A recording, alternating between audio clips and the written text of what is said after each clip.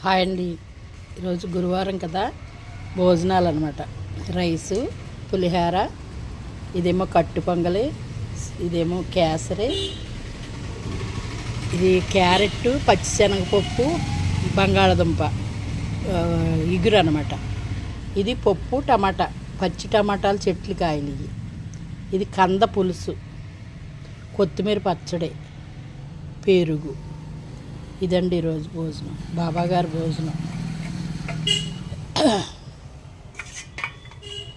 Government హాస్పిటల్కి పక్కనే ఉన్నాం కనుక ఇదే రోడ్లో వెళ్ళాలి రావాలి. ఆ వెళ్ళేవాళ్ళు వచ్చేవాళ్ళు వాళ్ళ సౌకర్యార్థం వండేసి ఇలా పక్కన పెట్టేసి ఉంచుతాం. మళ్ళీ తక్కువ మందికి భోజనాలు, అప్పుడు 15 మంది 10 మంది భోజనాలు అనుకోండి, బయటికి పెట్టేవంటే కనుక దారంటి వెళ్ళేవాళ్ళు బాబా గుడి కదా వచ్చేస్తారు. మళ్ళీ వాళ్ళకి లేదు అని మన నోటితో మనం చెప్పకూడదు. అందుకోసం ఏం చేస్తామంటే గవర్నమెంట్ హాస్పిటల్కి వెళ్ళేవాళ్ళు టైం చూసుకుని బయట వాళ్ళకి పెడతా ఉంటాం. వాళ్ళ పాపం పొద్దున్నుంచి ఓపీలో ఉండి మెడిసిన్ తీసుకుని కళ్ళు తిరిగిపోయి నీరసాలు వచ్చి ఉంటారు. అక్కడ సత్యసాయిబాబా వాళ్ళు పెడతారు, అది పేషెంట్ తాలూకు వాళ్ళకే పెడతారు కదా. బయట నుంచి వచ్చేవాళ్ళు ఒక్కొక్కళ్ళు వెళ్తారు, ఆ పేషెంట్ తాలూకు వాళ్ళకి పెడతారు. ఇలాగ దారంటి వెళ్ళేవాళ్ళు మేము ఏ రోజు భోజనాలు అయినా సరే ఇక్కడ భోజనాలు ఉన్నాయని తెలిస్తే ఆగి భోంచేసి పాపం తృప్తిగా వెళ్తారనమాట. మనం ఎన్ని పెట్టినా వద్దని ఆపలేం కదా, చెప్పలేం కదండి. ఇలాగా మనం భోజనం పెడితే తృప్తిగా తింటారు. అన్నదాత సుఖీభవ అని పెట్టిన వాళ్ళని కూడా దీవిస్తారు మనస్ఫూర్తిగా. కందపులుసు పెట్టామండి ఈరోజు, సాంబార్లో ఇవి పెట్టలేదు.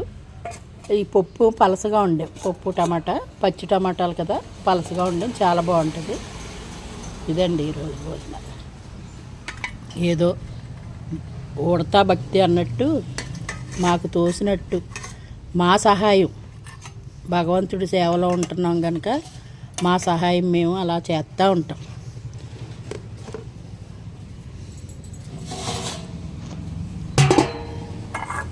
టైం అయ్యాక అప్పుడు ఈ ఎంతమంది కంచాలు, మంచినీళ్ళు, గ్లాసులు, ప్రత్యేకంగా భోజనాలకి కంచాలు ఉపయోగిస్తాం. ఒక 10-12 కంచాలు, 12 కంచాల వరకు ఉంటాయి. అవి అయ్యేటప్పటికి మళ్ళీ పెడతా ఉంటాం. అది ఎక్కువ మంది అయితే ఆకులు తీసుకొచ్చి పెడతాం. కింద కూర్చోలేని వాళ్ళు స్టూల్ మీద కూర్చునే వాళ్ళకి కంచాల్లో పెడతాం.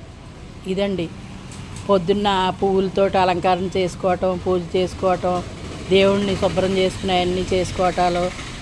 ఈలోపేమో మంత్రాలని వీటికని మందులకని వచ్చేవాళ్ళు ఉంటారు.